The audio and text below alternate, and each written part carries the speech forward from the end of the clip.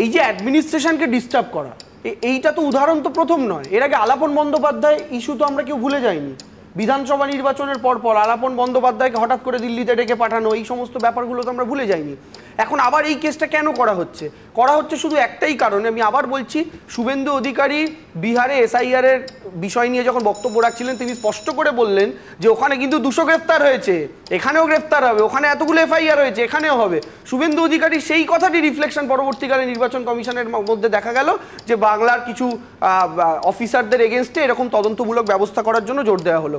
আমাদের রাজ্য সরকারের তরফ থেকে যে চিঠিটা ইলেকশন কমিশনারকে লেখা হয়েছিল সেখানে স্পষ্ট করে কতগুলো কথা বলা ছিল। 1 নম্বর কথা বলা হয়েছিল যে আমরা ডিটেইলড ইনভেস্টিগেশন শুরু করেছি।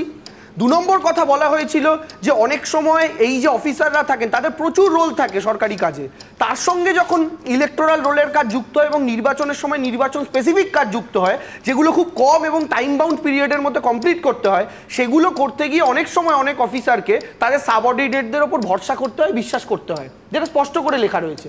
তো সেই জায়গায় দাঁড়িয়ে যেহেতু জাতীয় নির্বাচন কমিশনে কোনো প্রতিনিধিকে পাইনি, তাদের বক্তব্যটা বলতে হবে। তাদের বক্তব্য হচ্ছে এটা রাজ্য সরকারের ব্যাখ্যা দেওয়ার বিষয় নয়, তাদের আন্ডারে ডেপুটেশনে যারা কাজ করছে তারা তদন্ত করে দেখেছেন যে তারা একেবারে এই ভাষায়, তোমায় বাড়তি সময় দেবো, যে also violated the policy of data security while sharing their log in credential and of the ER database of the unauthorised person. তারা মনে করছেন which potentially amount to criminal misconduct.